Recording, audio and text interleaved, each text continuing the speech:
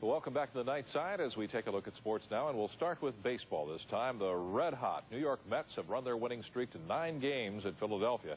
The playing surface at Veterans Stadium was hot as well. The AstroTurf was actually steaming.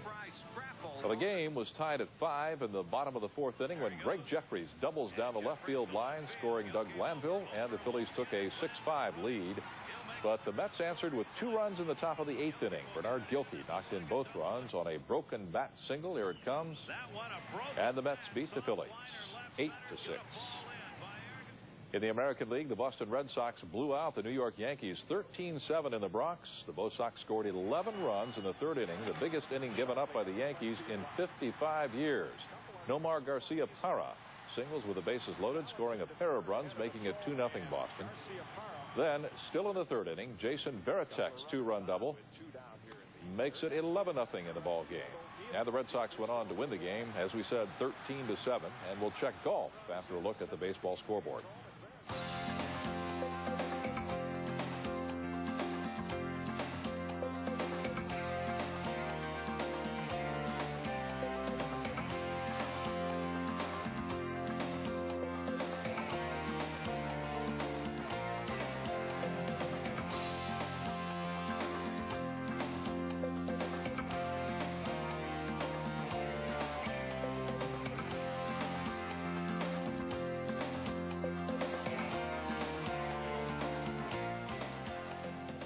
And now in golf, Fred Couples posted his 2nd victory of the season at the PGA's Memorial Tournament.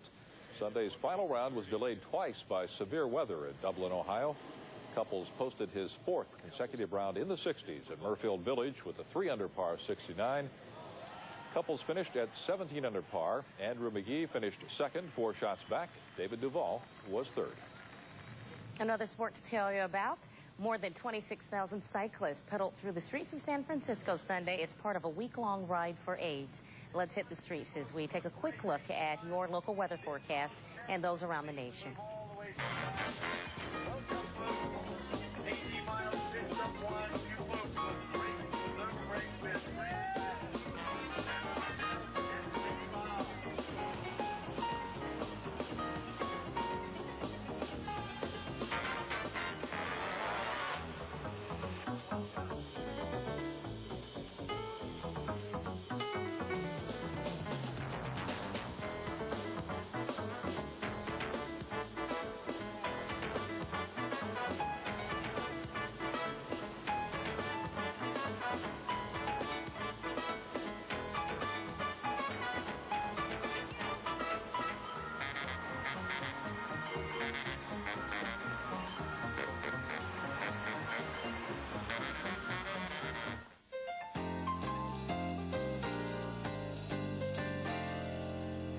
Well, the Spice Girls are losing some of their spice.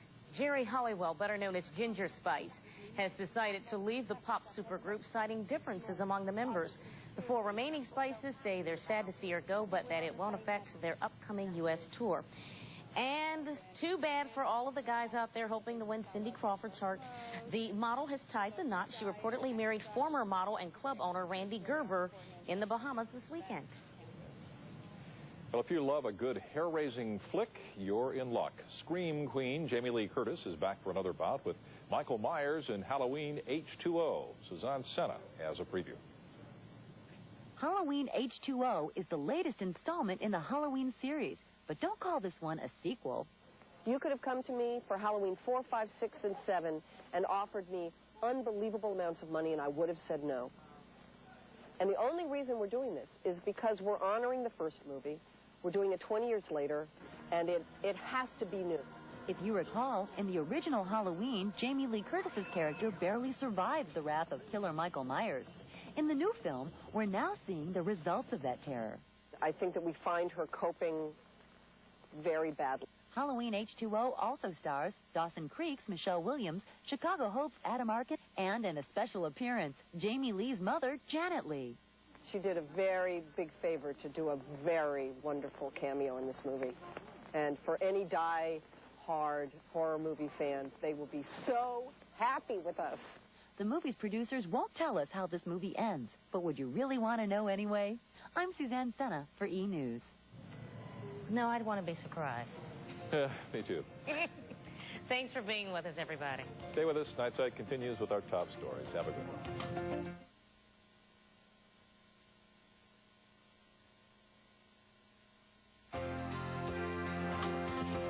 Sadly, this morning, this is all that's left of Spencer, South Dakota. A powerful tornado levels this small farm town, killing 6 of its residents. Halfway around the world, relief workers rush to help the victims of a tremendous earthquake in Afghanistan. And in sports, the Chicago Bulls squeeze past Indiana to earn another shot at the NBA championship. It's Monday, June 1st, and this is NBC Nightside.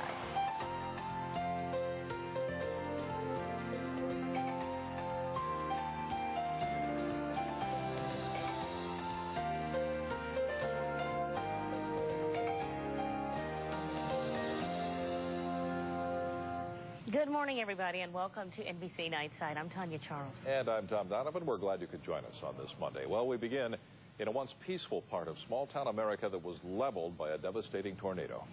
Federal disaster teams are on their way to Spencer, South Dakota this morning to help the tiny community after Saturday's evening twister. Now, the storm killed 6 people and injured 150 others. It is especially tragic because most of Spencer's residents are elderly. Here's Nightside's Bob Beard.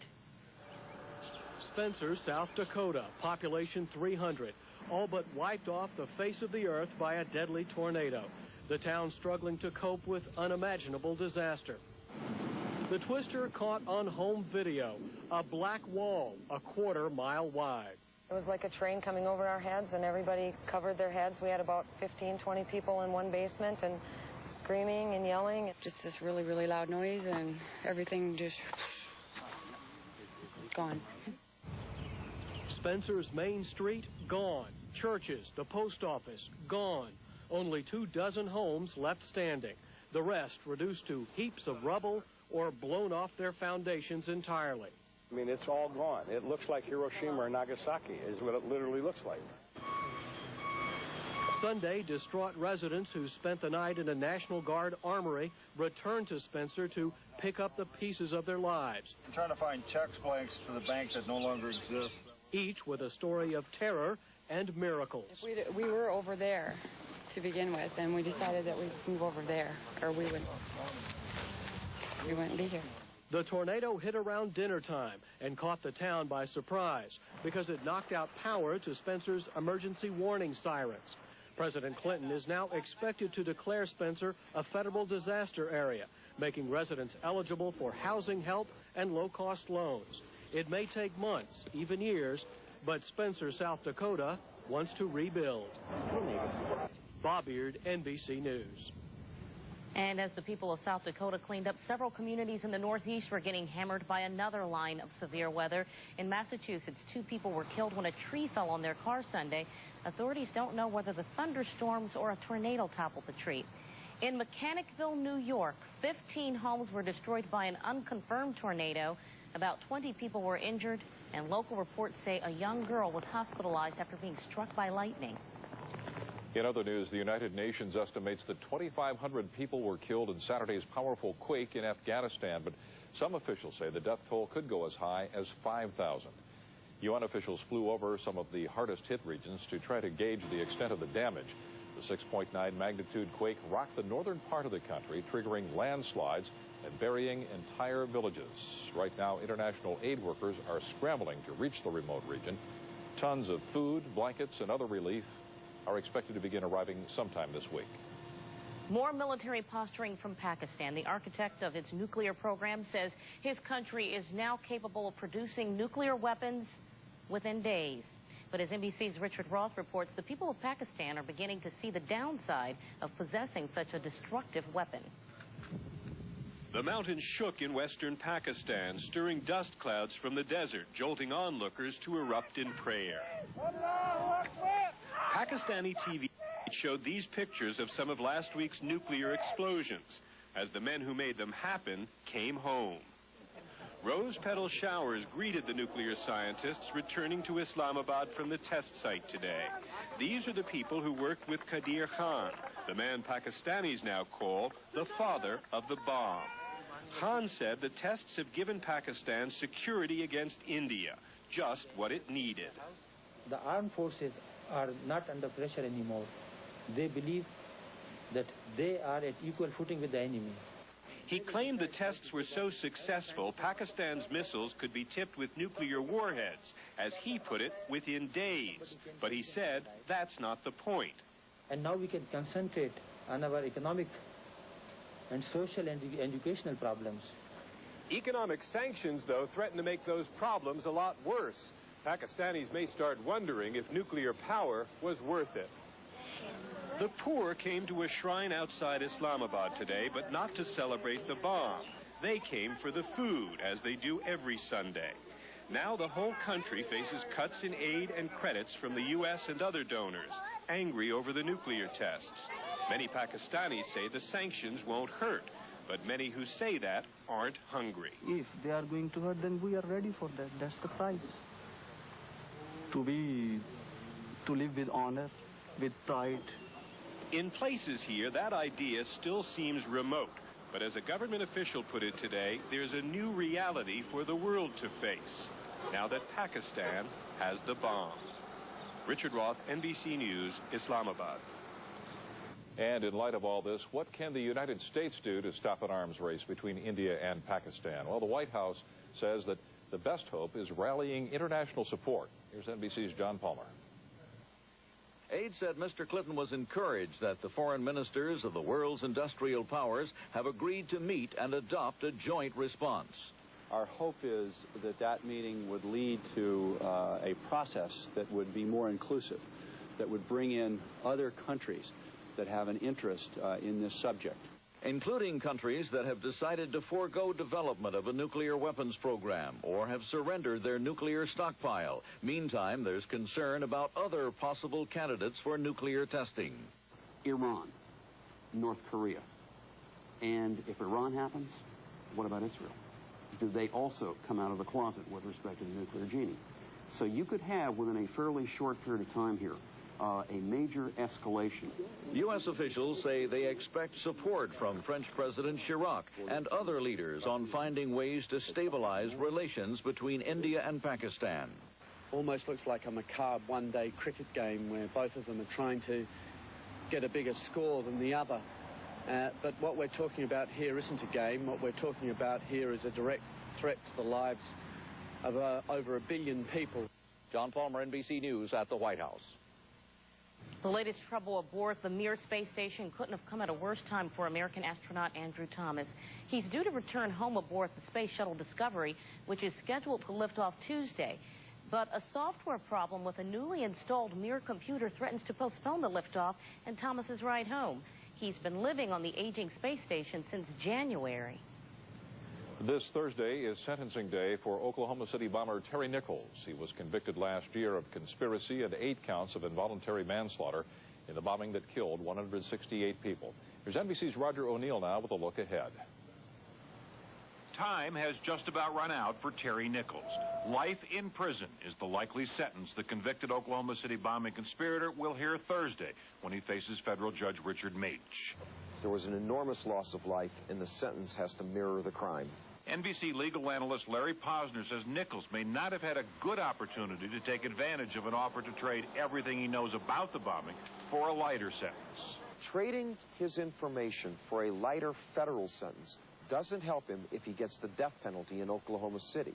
Nichols needs a deal that includes the prosecutors in Oklahoma City and the judge in Denver. He hasn't been able to put that together. If he has anything to say. If he has anything to say, but all of the facts of the case indicate Terry Nichols knows more than he's told us. This letter from Nichols, written in March, 2 months after his conviction, is the only time he's broken his silence. I would give my life if it would bring back all those that died in the bombing, wrote Nichols.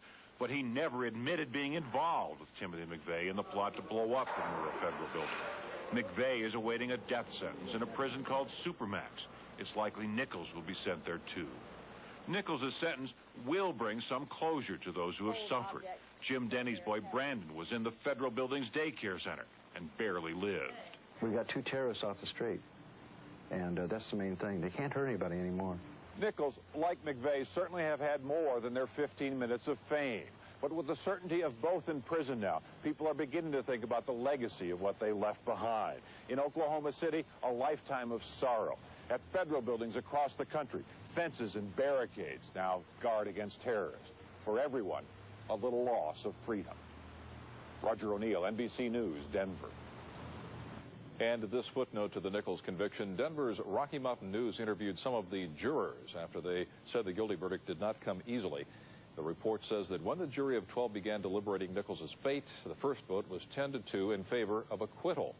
And what followed was 6 days of argumentative debate that led some jurors to tears. And still ahead here on NBC Nightside, who's teaching our children? See how one school system is going the extra mile to make sure its teachers make the grade. And after the break, winning the war on drugs, authorities are going head-to-head with drug gangs. It's next on NBC Nightside.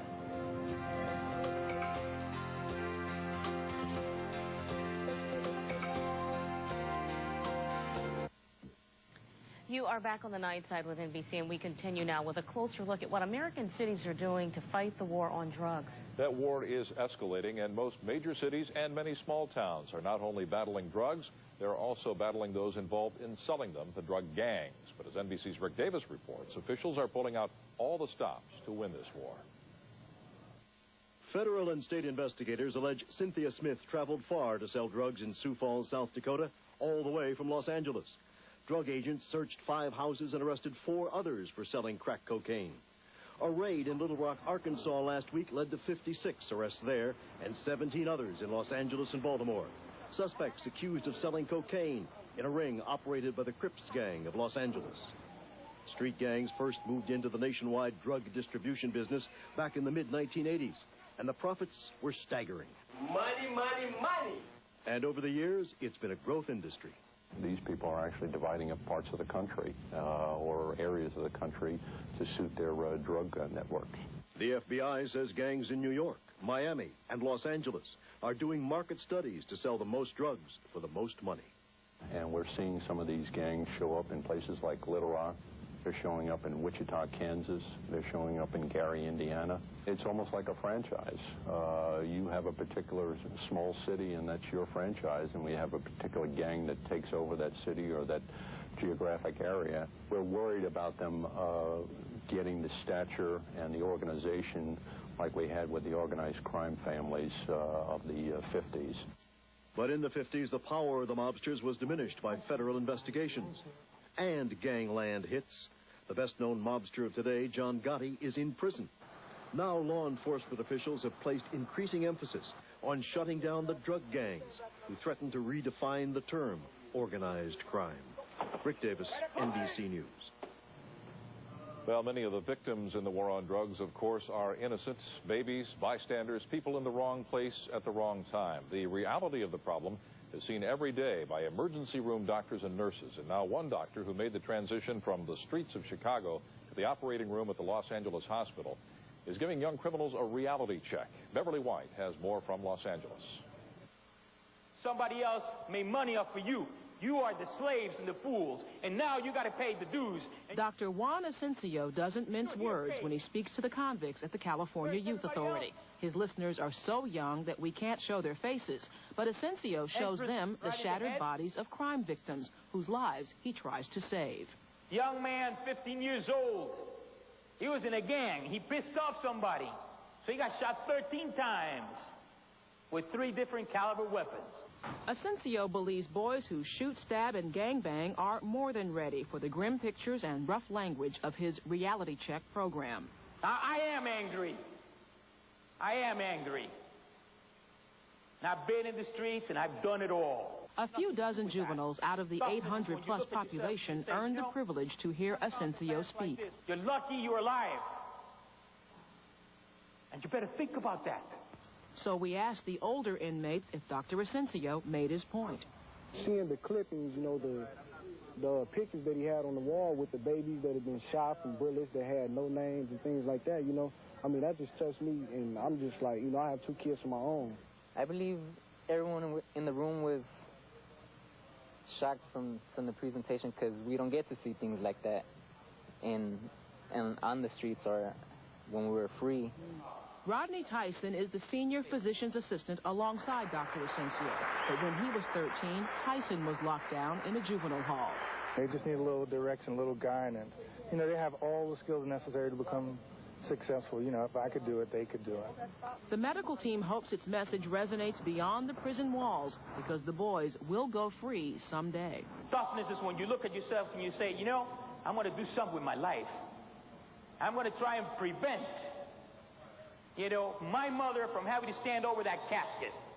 That's toughness. Beverly White, NBC News. Hopefully he reaches at least one young teen. Well, the closing of a campus of the Arizona Boys Ranch leads our Nightside news calendar for this Monday, June 1st. The controversial paramilitary-like school will close its Oracle campus after the death of a teenager. Officials say the teen died of a massive lung infection after workers forced him to do push-ups. In New York, the American Heart Association announces today it's adding obesity to the list of risk factors for coronary heart disease, the nation's #1 killer. And in Washington, a network of churches and faith-based groups will hold a Preach-In for the Poor. The event is aimed at overcoming poverty and racism. And up next in sports, it came down to the wire, but in the end, Indiana could not keep pace with the Bulls. What a game. NBA highlights after the break. Good morning again, everybody. You're back on the Nightside with NBC this Monday morning as we check sports now. And the Chicago Bulls are heading back to the NBA Finals after turning back the Indiana Pacers in Game 7 of the Eastern Conference Finals. It was all Indiana early on. The Pacers hit their first 8 shots from the floor. Mark Jackson's three-pointer put Indiana in front 17-7. The Bulls rallied back in the second quarter. Michael Jordan spins in the lane, ties the game at 28. That basket made Jordan the NBA's all-time leading playoff scorer. He finished with 28 points. We will move to the fourth quarter. Indiana center Britt Smith hits the turnaround over Luke Longley and draws the foul. It was 76-74. Pacers with 7 minutes left, but Chicago put the game away with 2 minutes left. Scottie Pippen hangs and hits the tough shot over Antonio Davis and Smith. The Bulls beat Indiana 88-83, earning a trip back to the NBA Finals against Utah. You know, it was a hard-fought victory. You know, it's about heart. You know, and I think you saw a lot of heart out there on the basketball court. Well, it's all about winning the championship. Personally, we could care less about Chicago Bulls. I feel we had a good enough team to defeat them. And by the way, Nightside's Kurt Gregory will be covering the NBA Championship Series for us. Now, to the NHL. The Detroit Red Wings are now 1 game away from returning to the Stanley Cup Finals. Detroit held off the Dallas Stars in Game 4 of the Western Conference Finals. It was an emotional day in Detroit. Injured defenseman Vladimir Konstantinov and Detroit team therapist Sergei Monatsakonov got standing ovations from the crowd at Joe Louis Arena. The 2 men were involved in a serious car accident last spring. Both men watched the game from a private suite. Good to see that they're doing all right. Now, the game was tied at 2 midway through the third period when Detroit's Larry Murphy set up Slava Kozlov for the game-winning goal you just saw. Dallas staged a furious rally down the stretch in regulation time, but the Stars came up short at 3-2. The Wings now lead the series 3-1. If you're going to beat a defending champion, they're not going to go easy. They are focused.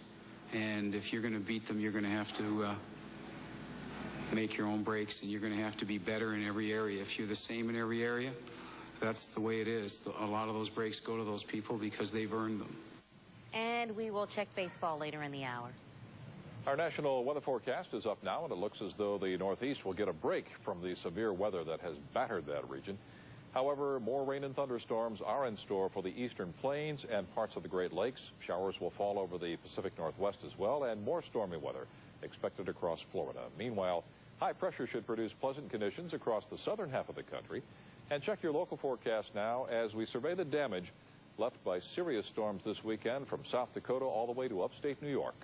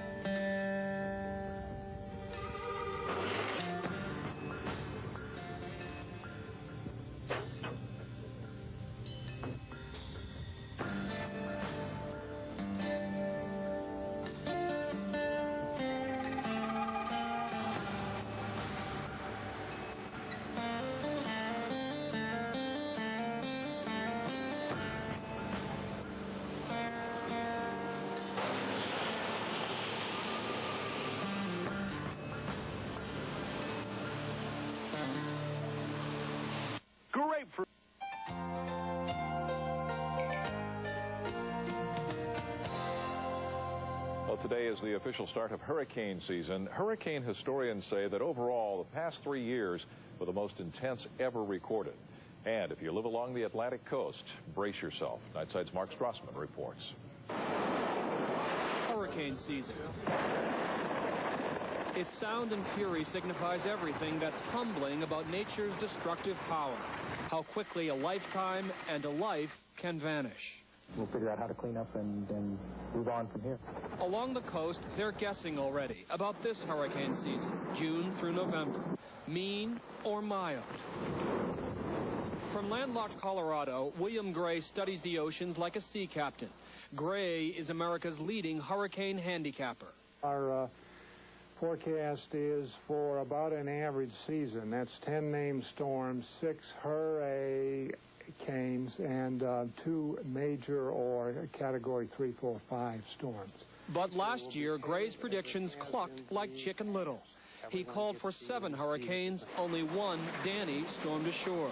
So this year, the worry more than usual is complacency.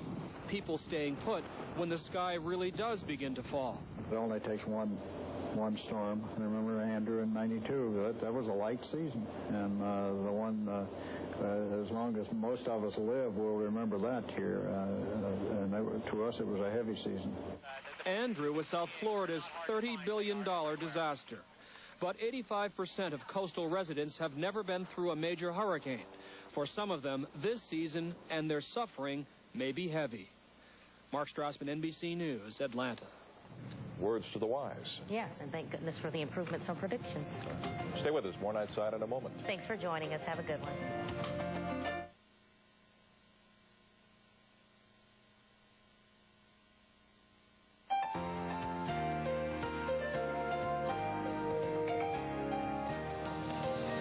Welcome back to NBC Nightside. I'm Tom Donovan. And I'm Tonya Charles. Good morning, everyone. Coming up, more on the effects of a nationwide teacher shortage and how it's impacting the education of your children. First, though, we have the top stories this half hour. Tom? We begin in Spencer, South Dakota, or what's left of it. At least 6 people died. 150 were injured when a tornado struck late Saturday and virtually wiped out the town. The devastation is so complete, the mayor says he's not sure whether rebuilding would be worth it. NBC's Jim Avila reports from Ground Zero. 6 houses still stand. Spencer, South Dakota, literally spread across the northern prairie by a broad and powerful twister that swept down Dewey Drive through the heart of town, wiping out 250 homes and scattering more than 300 terrified people. There's never been anything like this in South Dakota. The whole town's wiped out. I mean, the town's gone. There's nothing left of the town. Kara Ahrens hid in her basement, covering her baby with her body, as the 90-mile-per-hour winds lifted her home and dumped it 20 feet to the west. There was another house here, sitting here, and our house just went into theirs. Now she and her boyfriend search for baby clothes, pictures, and a new life. Their 2-bedroom house reduced to firewood. Yeah, I didn't hear a thing. I mean, and then all of a sudden you can't hear anything or see anything or breathe. But as far as the warning, there wasn't nothing. Fred Zarn came back glad just to be alive. It was really scary. But this little dinky hole of a basement is what saved us. He and 8 family members held on for life as their 3-bedroom, 2-story home exploded off its foundation. And then when it hit, it's just like it was going to suck your head open, just like right out of your ears. No one in Spencer went untouched. 6 fatalities, 150 injured, 30 seriously, and a town now as flat as the prairie around it. This town's basic infrastructure is now destroyed. No gas, no electricity, no sewers. And the final indignity, Spencer's precious 100-foot water tower now crumpled in a heap.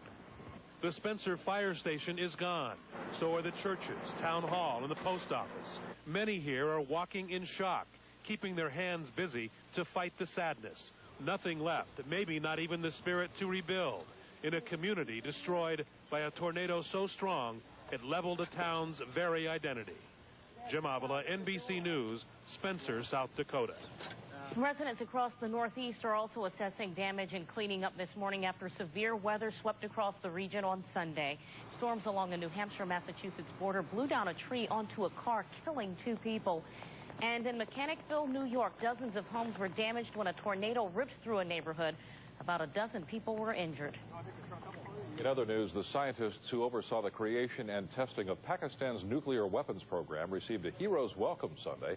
Hundreds of Pakistanis showered the scientists with rose petals as they returned to Islamabad from the test site.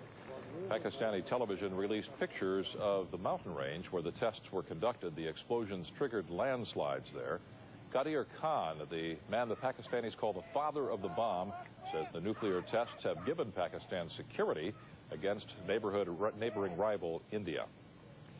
Well, tons of food, blankets, and tents are being flown from Pakistan to nearby Afghanistan, where another devastating earthquake has hit.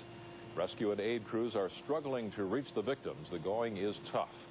UN officials flew over some of the most rugged and remote regions hit by the magnitude 6.9 quake. According to initial estimates, some 2,500 people are dead, but others fear the death toll could top 5,000.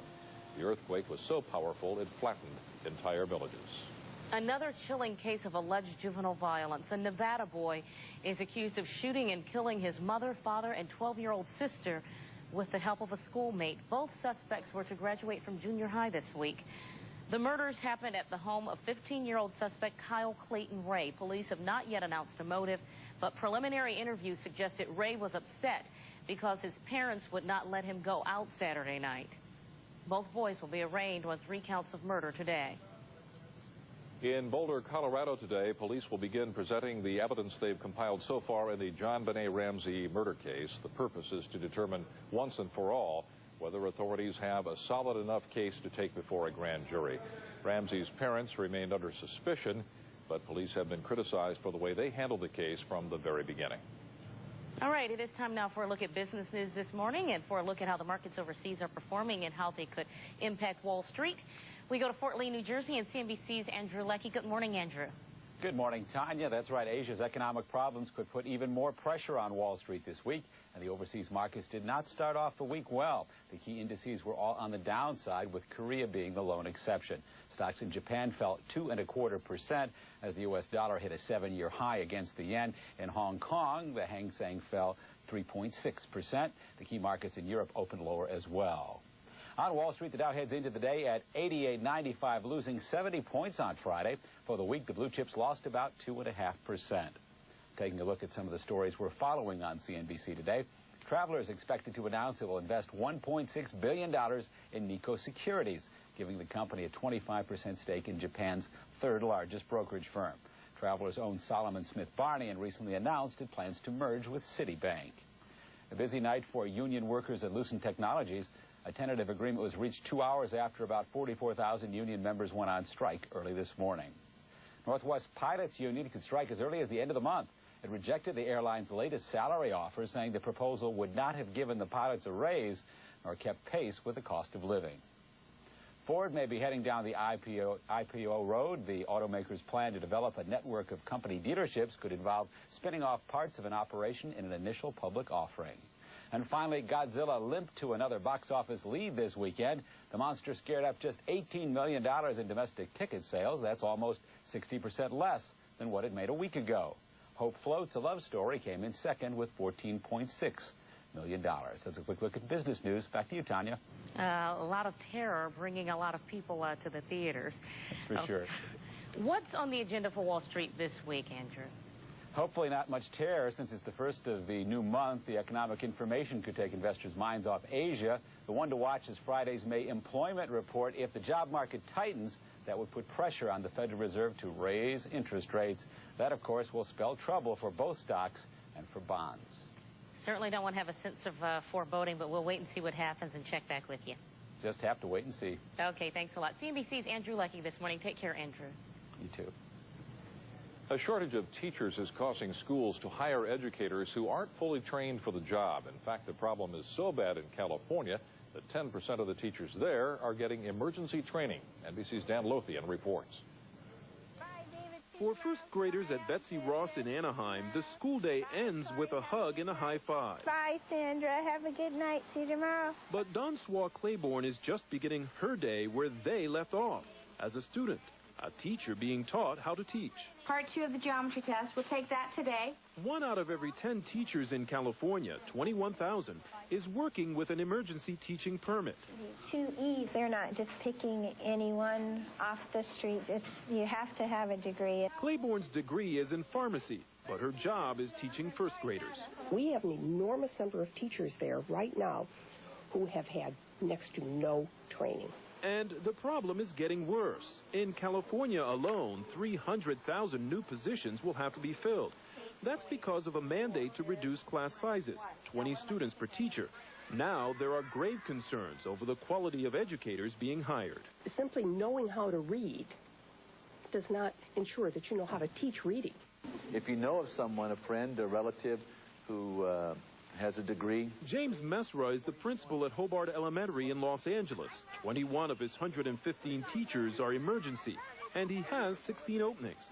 This school year, Mesra has gone to extremes to try and fill his vacancies. We take them all. Good teachers. It's for good teachers. Increasingly, what students are facing inside the classroom are some teachers who, while eager to educate, aren't qualified. A national commission found 1/4 of the nation's teachers are working in a subject they are not trained in. The problem is especially acute in math, science, and special education classes. Emergency teacher Lorenzo Marquez is a former banker with a math degree, but no lessons on how to teach. I had been a high school student previously, and having been a high school student, I look forward to returning to a classroom as an instructor and not a student. To combine he doesn't doubt his ability to show these students the fine points of algebra, but admits mistakes do happen. But it happens to me as a teacher. I overlook a step or two, but it's okay. But not on the test, right? What kind of teacher is he? He's sort of like a friend, not a teacher. There are some windows of opportunity in terms of learning. And if you have a child who has an emergency permit teacher who doesn't know how to teach basic reading, from then on, the research is clear. It's downhill. Experts fear the benefit of small classes may be lost if enough fully qualified teachers aren't in the classroom. Dan Lothian, NBC News, Los Angeles. Next on Nightside, Meet the Press takes an in-depth look at the dangers of the recent nuclear testing in India and Pakistan. Stay with us. Nightside will continue in just a moment. Welcome back to Nightside. The recent nuclear tests in India and Pakistan have spurred talk of a nuclear arms race on the Asian subcontinent. Both countries have tried to reassure the world they have no intention of launching a nuclear war, but fears still remain, as do concerns regarding China's potential role in the conflict. The situation was the focus of Sunday's Meet the Press. Moderator Tim Russer discussed the issue with Deputy Secretary of State Strobe Talbot and Senator Fred Thompson. Senator Moynihan said, quote, "The world is on the edge of nuclear war." You agree? Well, I think while the situation is clearly very serious, and we're obviously taking it very seriously, we shouldn't be apocalyptic about this. Also on Sunday's Meet the Press, President Clinton's former business partner, Susan McDougal. She is serving prison time for refusing to cooperate with Ken Starr. McDougal also goes to trial this month on charges of criminal contempt and obstruction of justice. Russert spoke with McDougal about the upcoming trial. Will you take the stand at your criminal contempt trial? Yes. If you had an opportunity to go to Congress, or there was a new independent counsel, and they asked you, has President Clinton told the truth, would you say yes? I would most gladly answer any and all questions before Congress or before a truly independent counsel. That was Susan McDougal on Sunday's Meet the Press. Still ahead in sports, the red-hot Mets make it 9 in a row. We'll have Major League Baseball action and more right after the break. Welcome back to the Night Side as we take a look at sports now, and we'll start with baseball this time. The red-hot New York Mets have run their winning streak to 9 games at Philadelphia. The playing surface at Veterans Stadium was hot as well. The AstroTurf was actually steaming. Well, the game was tied at 5 in the bottom of the 4th inning when Greg Jeffries doubles down the left field line, scoring Doug Glanville, and the Phillies took a 6-5 lead. But the Mets answered with 2 runs in the top of the 8th inning. Bernard Gilkey knocked in both runs on a broken bat single. Here it comes. And the Mets beat the Phillies 8-6. In the American League, the Boston Red Sox blew out the New York Yankees 13-7 in the Bronx. The Bo Sox scored 11 runs in the third inning, the biggest inning given up by the Yankees in 55 years. Nomar Garcia Parra singles with the bases loaded, scoring a pair of runs, making it 2-0 Boston. Then, still in the third inning, Jason Varitek's two-run double makes it 11-0 in the ball game. And the Red Sox went on to win the game, as we said, 13-7, and we'll check golf after a look at the baseball scoreboard.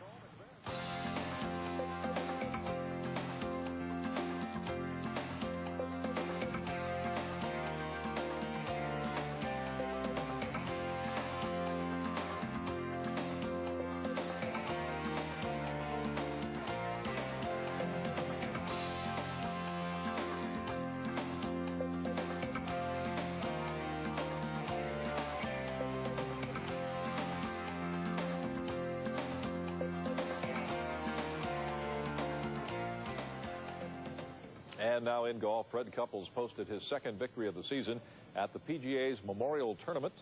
Sunday's final round was delayed twice by severe weather in Dublin, Ohio.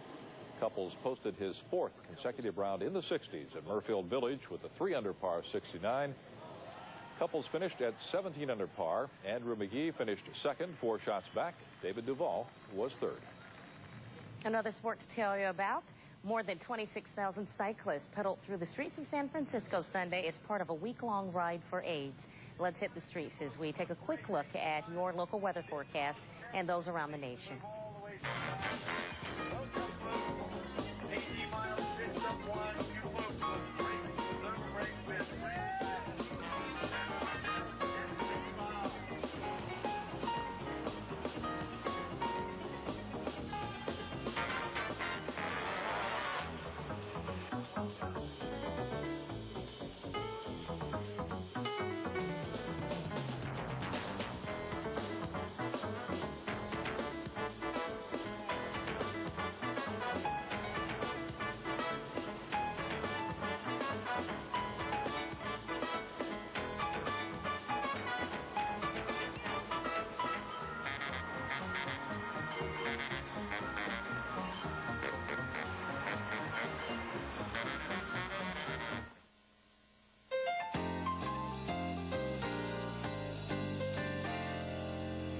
Well, the Spice Girls are losing some of their spice. Geri Halliwell, better known as Ginger Spice, has decided to leave the pop supergroup, citing differences among the members. The 4 remaining Spices say they're sad to see her go, but that it won't affect their upcoming U.S. tour. And too bad for all of the guys out there hoping to win Cindy Crawford's heart. The model has tied the knot. She reportedly married former model and club owner Randy Gerber in the Bahamas this weekend. Well, if you love a good hair-raising flick, you're in luck. Scream Queen Jamie Lee Curtis is back for another bout with Michael Myers in Halloween H20. Suzanne Senna has a preview. Halloween H20 is the latest installment in the Halloween series, but don't call this one a sequel. You could have come to me for Halloween 4, 5, 6, and 7 and offered me unbelievable amounts of money, and I would have said no. And the only reason we're doing this is because we're honoring the first movie. We're doing it 20 years later, and it has to be new. If you recall, in the original Halloween, Jamie Lee Curtis's character barely survived the wrath of killer Michael Myers. In the new film, we're now seeing the results of that terror. I think that we find her coping very badly. Halloween H20 also stars Dawson Creek's Michelle Williams, Chicago Hope's Adam Arkin, and in a special appearance, Jamie Lee's mother, Janet Lee. She did a very big favor to do a very wonderful cameo in this movie. And for any die-hard horror movie fans, they will be so